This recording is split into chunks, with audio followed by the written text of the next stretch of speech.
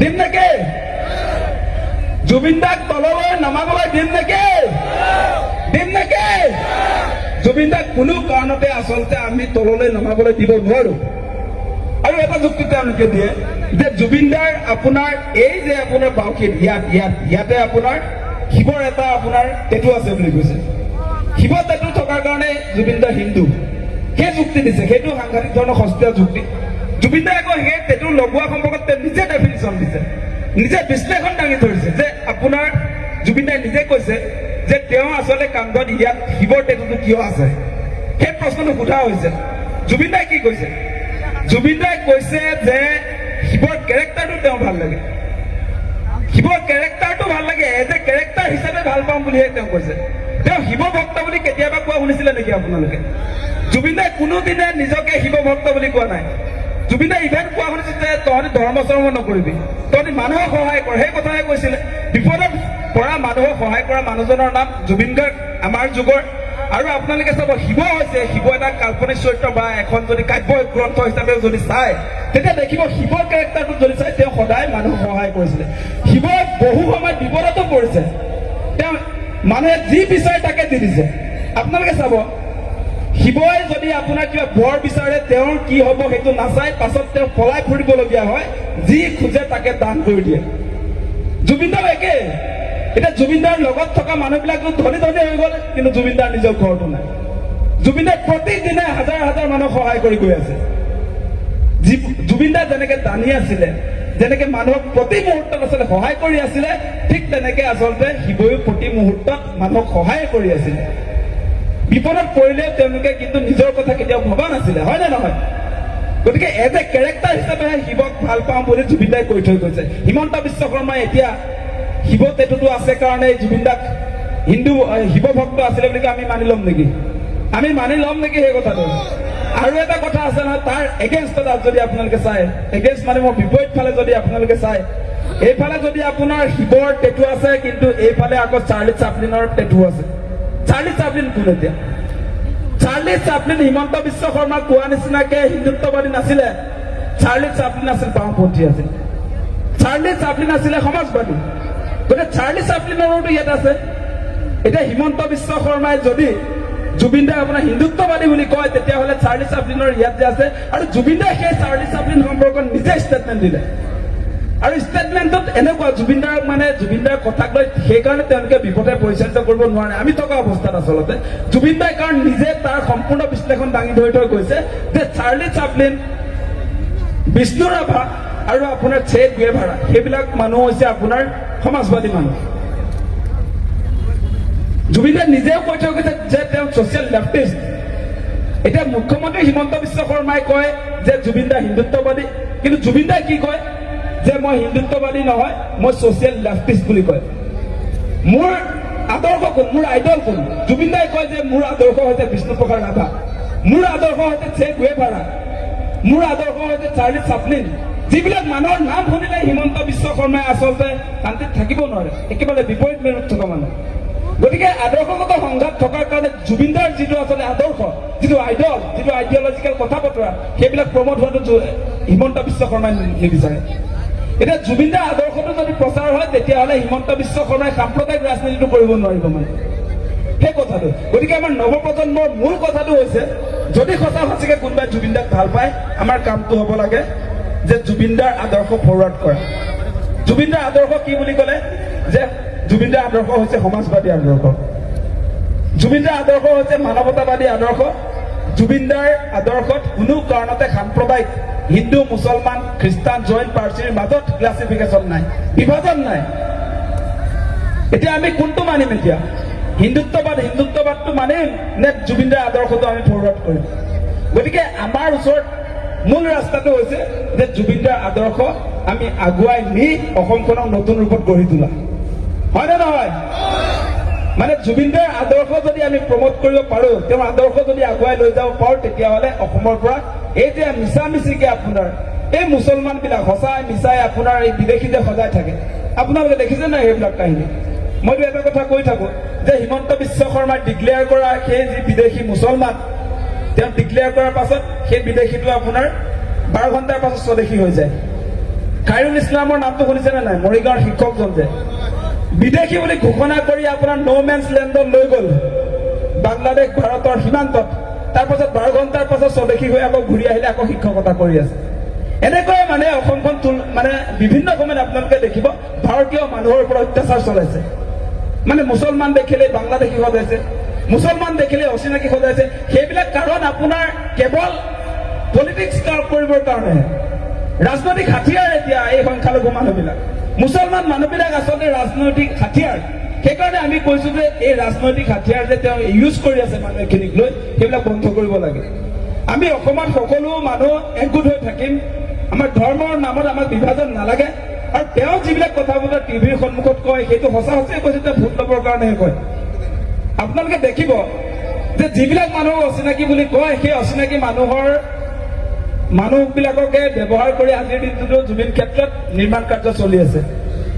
আপোনালোকে গৈ যদি সোধে তেতিয়া সেই খবৰে পাব। অচিনাকি বুলি টিভিত কৈ আছে মুখ্যমন্ত্ৰীয়ে, আৰু অচিনাকি মানুহ মুছলমানসকল তেওঁলোকক অশান্তি কৰাই হিমন্ত বিশ্ব শৰ্মাৰ মুখ্যমন্ত্ৰী হোৱাৰ কাৰণ বুলি যে কয়, যে তেওঁ মুছলমানক ডিষ্টাৰ্ব দিবৰ কাৰণে মুখ্যমন্ত্ৰী হৈছো বুলি যে কয়, সেইটো মানে আমাৰ সংখ্যাগুৰু লোকসকলে ভোট ল'বৰ কাৰণে কয়। কিন্তু বাস্তৱ ক্ষেত্ৰত যদি আপোনালোকে চায়, আজি গুৱাহাটীৰ ফ্লাইঅভাৰ বিলাকৰ ৰং পেইণ্ট কৰি থকা যিবিলাক শ্ৰমিক সেইবিলাক মুছলমান। আজি গুৱাহাটীৰ বজাৰবিলাকত আপোনালোকে চাব, যাৰ পৰা হিমন্ত বিশ্ব শৰ্মাই শাক পাচলি ক্ৰয় কৰে, মাছ মাংস ক্ৰয় কৰে, সেইবিলাকো মুছলমান।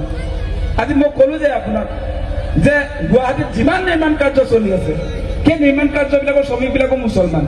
আজি জুবিন ক্ষেত্ৰ, ইভেন এই কথাটো মই পুনৰ দোহাৰিছো, জুবিন ক্ষেত্ৰত যিবিলাকে নিৰ্মাণ কাৰ্যত আছে সেইখিনিও মুছলমান। আপুনি চাব এটা কথা, তেওঁ সঁচা সঁচিকে মানে আপোনাৰ পলিটিকেল স্বাৰ্থত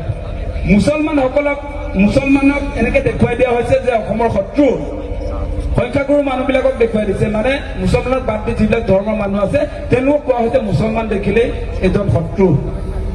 সেই যিটো বাতাবৰণ, সেই বাতাবৰণটো দি অসমত মানে তেওঁ এফালৰ পৰা দেই এই যে মুছলমানক শত্ৰু কৰি গৈছে, শত্ৰু বুলি দেখুৱাই দিয়া হৈছে, তাৰ সমান্তৰালভাৱে কিন্তু ঘৈণীয়েকে শ বিঘা মাটি গোটাইছে, জলাশয়ৰ মাটি লৈছে, গুৱাহাটীৰ 4টা জেগাত মাটি লৈছে, কাজিৰঙাত মাটি লৈছে, মাজুলীত মাটি লৈছে, তিনিচুকীয়াত মাটি লৈছে। মানে সেই কথা বতৰাবিলাক যেতিয়া আপোনাৰ সন্মুখলৈ আহে, তেতিয়া মুছলমান শত্ৰু মুছলমানক এভিকশ্যন কৰিব লাগে বুলি কয়। সেই এভিকশ্যনো আমি দেখিছো 10 কিলোমিটাৰ দূৰলৈ আপোনাৰ বিদেশী বুলি খেদে, তাৰ পাছত আপোনাৰ সেইসকলক আকৌ সংস্থাপন দিয়ে। মোৰ ওচৰত গোটেই ডকুমেণ্টবিলাকে আছে, মানে এঠাইৰ পৰা আন ঠাইলৈ খেদে। প্ৰথমতে প্ৰচাৰ কৰে এইবিলাক বিদেশী বাংলাদেশী, তাৰ পাছত সেইখিনিকে আপোনাৰ ক্ষতিপূৰণো দিয়ে, সেইখিনিকে আপোনাৰ পুনৰ সংস্থাপনো দিয়ে, সেইবিলাক মানে। সেইকাৰণে জুবিন দাইটো কৈছিলে এনেকে যে হিমন্ত বিশ্ব শৰ্মাৰ চুলিটো যে এনেকে উঠি গৈছিলে ওপৰলে, তেতিয়া কি কৈছিলে জুবিন দাই? পলিটিক্স কৰি কৰি চুলি আল বাল হৈ গৈছে বুলি কৈছিলে নাই?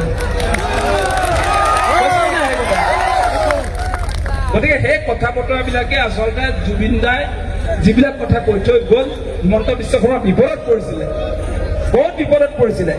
আৰু 2-এটা উদাহৰণ যদি দিওঁ, যে যেতিয়া আমি নাগৰিকত্ব সংশোধনী আইন কেবৰ বিৰুদ্ধে যে প্ৰতিবাদ কৰিছিলো, তেতিয়া জুবিন দাক গোৱাল গালি দিছিলে হিমন্ত বিশ্ব শৰ্মাই, বহুত গালি দিছিলে। তাৰপাছত তেওঁ এতিয়া হবলৈ যায় বোলে তেওঁহে আচল, বাকী আমি যিমান অসমত মানুহ আছো এইবিলাক বোলে নকল, সেই কথা কয়।